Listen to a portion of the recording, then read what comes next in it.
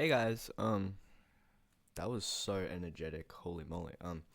Anyway, what's up? I'm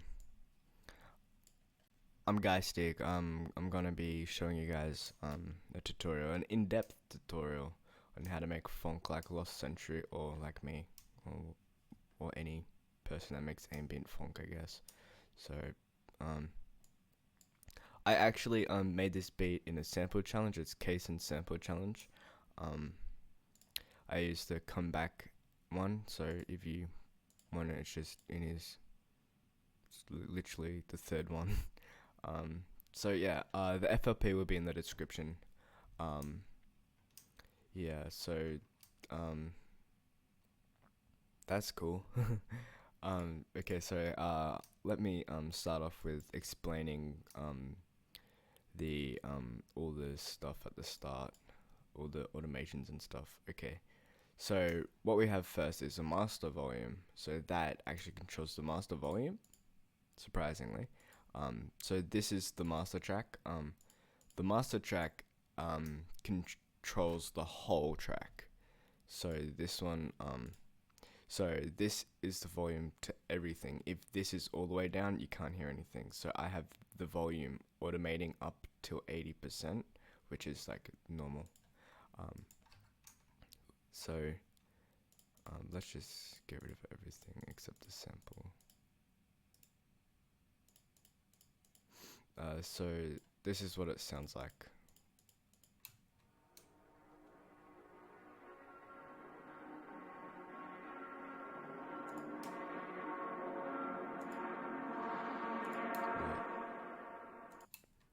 It just sounds normal.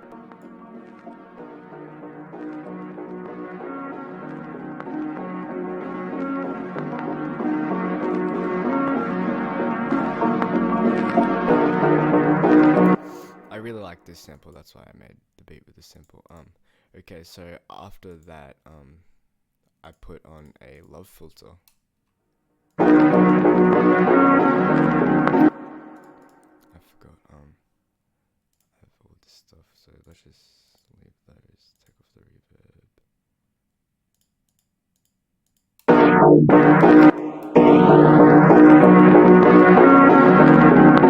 Which just sounds like that. It just gives it more of like a cool sound. And as you can, if you hear it with the, see, it sounds really cool. I'm sorry, that was really aggressive.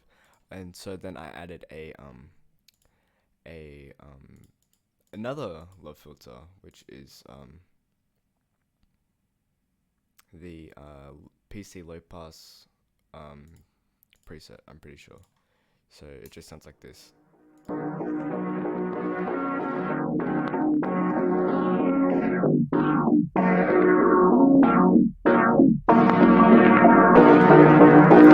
So I automated it to make the bass drop, the drop more like hits you harder, you know? Yeah, you know. And then I just automated some reverb, which sounds like this. Because, you know, it's just reverb. Reverb is more of like an echo, but like less of like a delay. That's really confusing how I just made it. It's like a... Yeah. This sounds more distant. That's what I'm trying to say.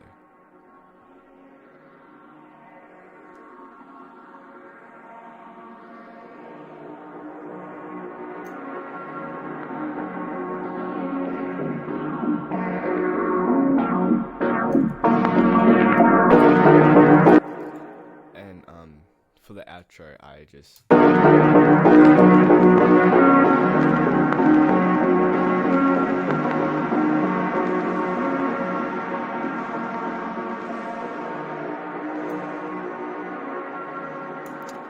automated the volume to go downwards this time, and the reverb track to go up again, to go up instead of down. So it's just reversed.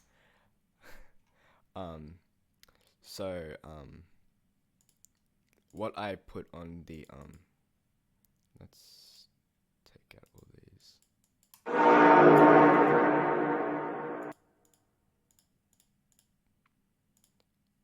Okay, so what I put on the master track that is actually important and that I really recommend you doing is putting a limiter. Ignore this. Just like a normal limiter. That's just sidechain. We don't need to worry about that at the moment. A compressor, just set it normal. Just like grab like a new compressor like this, and it should be set to that, and then it should be great. And then a soft clipper on top of that, which just makes sure it doesn't clip. And I like the punch of that. And if you're doing phonk, you cut the highs just a little with this by making it do that, and yeah, oopsie daisy. And then just boost some of the high mids. You know, just copy that. Let's take off that. So what I put on the sample was actually a really weird looking EQ. So what I did was I boosted the high mids, took out some of the high mids as well, took out a lot of the low mids to mids, and then I boosted a lot of the highs to the mids, and just left that one, and took out like all the bass, and added some reverb. What I like doing personally is I like taking the wet on, like, say it's probably on the venue preset, and just going whoomp with the wet, putting the stereo separation up, putting the size and the diff up, and turning the dry down. And I'm not sure what the ER does actually. So just leave it, and then just doing it with the knob here. So without that, it would sound like this.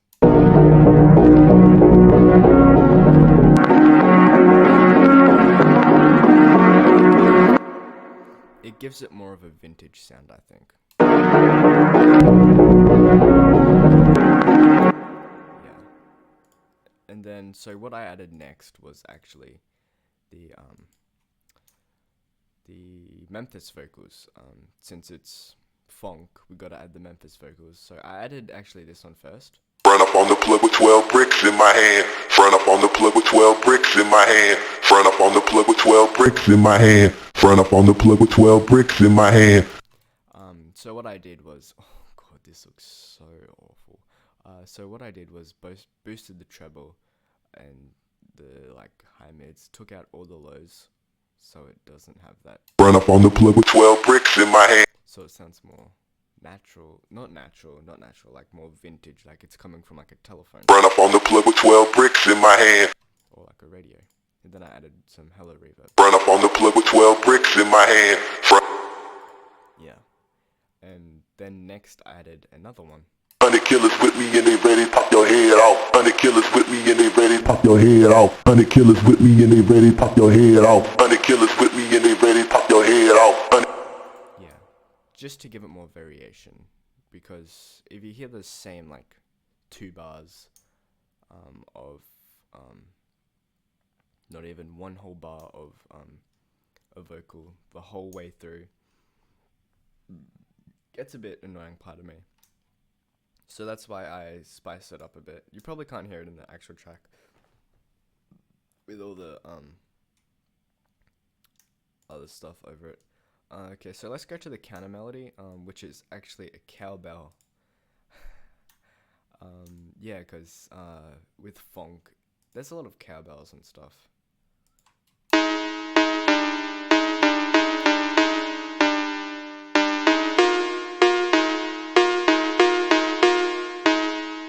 So what I did with the cowbell was I put a EQ on it, and it's just boosting the high mids, and that's it, and just taking out everything except for the high mids.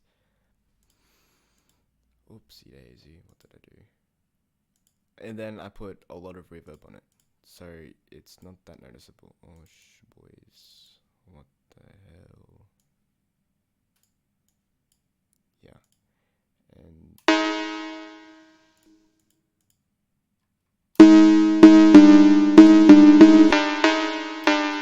it gives it that kind of vintage sound again. That's the sound I was going for. More of a vintage, like old vintage stuff, you know?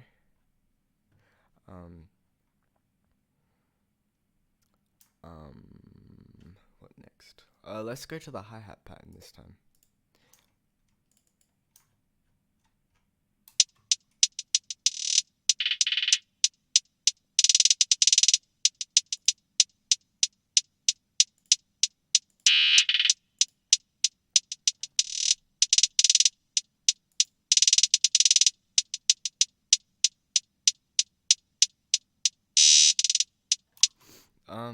So what I did with this, it's pretty it's really good to get in the habit of, when making hi-hat patterns, to control the velocity. The velocity is like how hard it goes. See, like that's really hard and that's really soft. If you play with it like a ooh, sort of, and just like make sure it's not all the same velocity, it makes it sound heaps better than just like yeah, you know. And especially when mixing the hi-hat, make sure you're putting reverb on it, but just like the slightest bit, like this, and just having it like literally 1% mix level. That's, I think, is perfect. So what I did was I took out the treble and boosted the high mids for that kind of cool sound. Let's go to the snares next.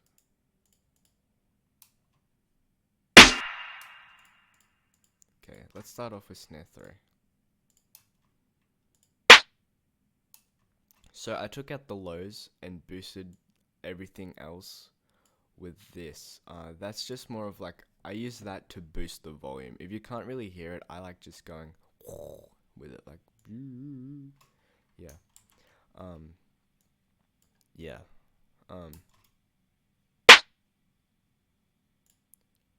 Yeah, it's pretty straightforward. And then the next one, snare 2. This one, I just boosted it. I just didn't actually do anything with it, to be honest. And snare 1. Added a reverb. And this, it's the old telephone preset, and I just took it. It's not like that, and I just did this to it. I just made it normal. Yeah.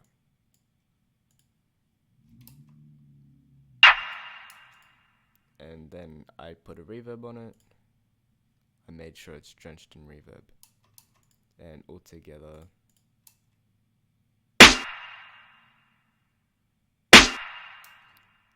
and with the hi-hat and sound. Okay, time to get interesting. Time for the kick.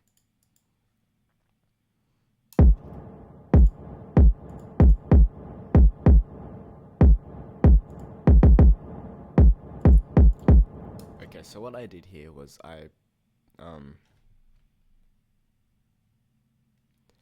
took out a little bit of the sub that you can't hear, and it would probably be better if you couldn't hear it, because it would probably like fuck up your subwoofer or anything. So yeah, and I put the slightest bit of reverb in it, because I'm going for more of an ambient style with this track. So I put reverb on the kick. It's not noticeable, like if you're like hearing everything else, but it's not that noticeable. Okay, so for the 808.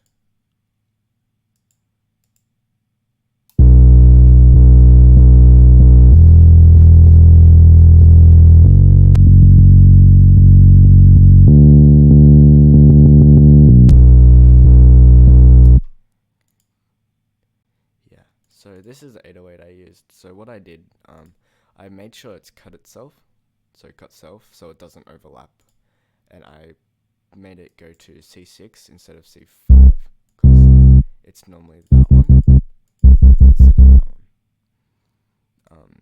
It's normally that one, then I made it to go there, sorry. So in this one, I made everything go downwards to 0% except for hold. So that means I can click it and it leaves as soon as I stop clicking it. I just normalized it, and yeah.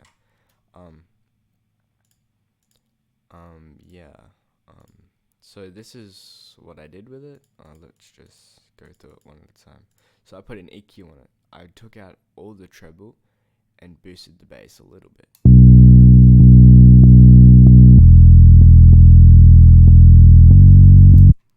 And then I added a stereo enhancer. If you're listening with headphones on, it's basically so it goes to both headphones at different times.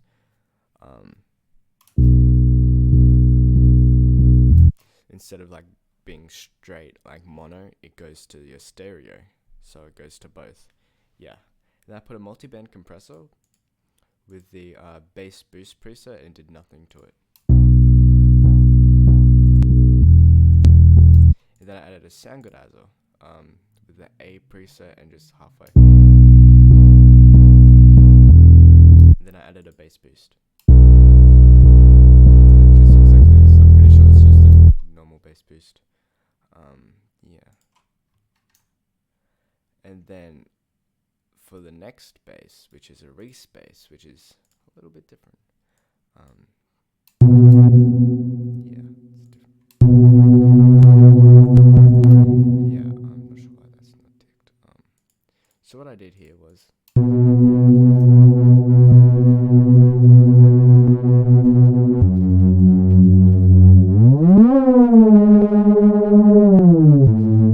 I boosted a lot of the bass, and that's it. With the EQ. With the reverb, I just added a little bit, and yeah, like that. Yeah, pretty normal. And I added a sound godizer too. So it's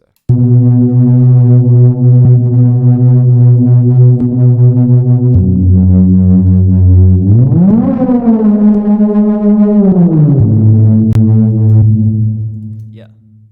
And oh, this is my favorite part about this track. I experimented a lot with the snares. So with this snare, that's not a snare, that's a kick.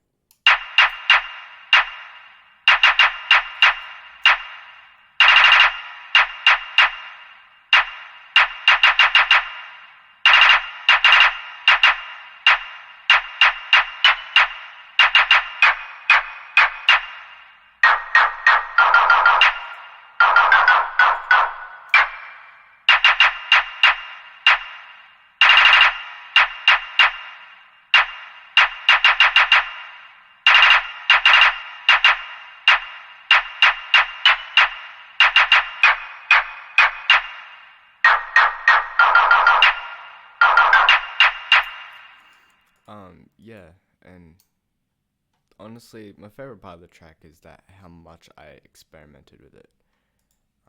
Yeah, so I'm going to go through all the effects that I put on, all the like background noises. Okay, so first, in the intro, there's my tag right next to a Chucky laugh. Geistig. Yeah, and then yeah.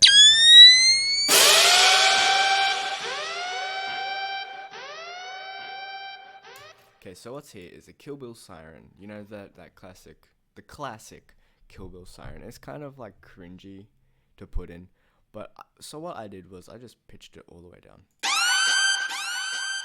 No, that's not what I did. I stretched it.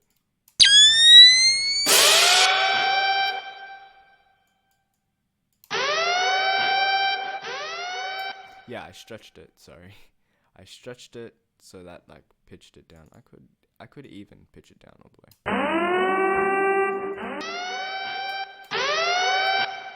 And then there's a crash from the Zerky kit. And then a scream, classic scream. So what I just put on it was just a shit ton of reverb, because you're not going to hear it anyway.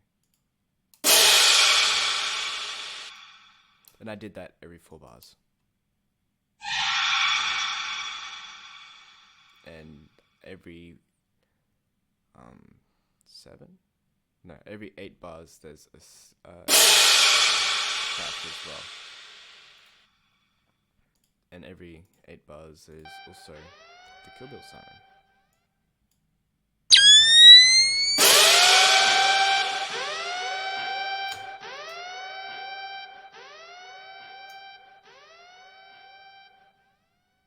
Yeah, pretty good.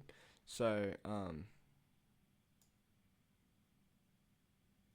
yeah, this is the whole beat. Thank you for watching.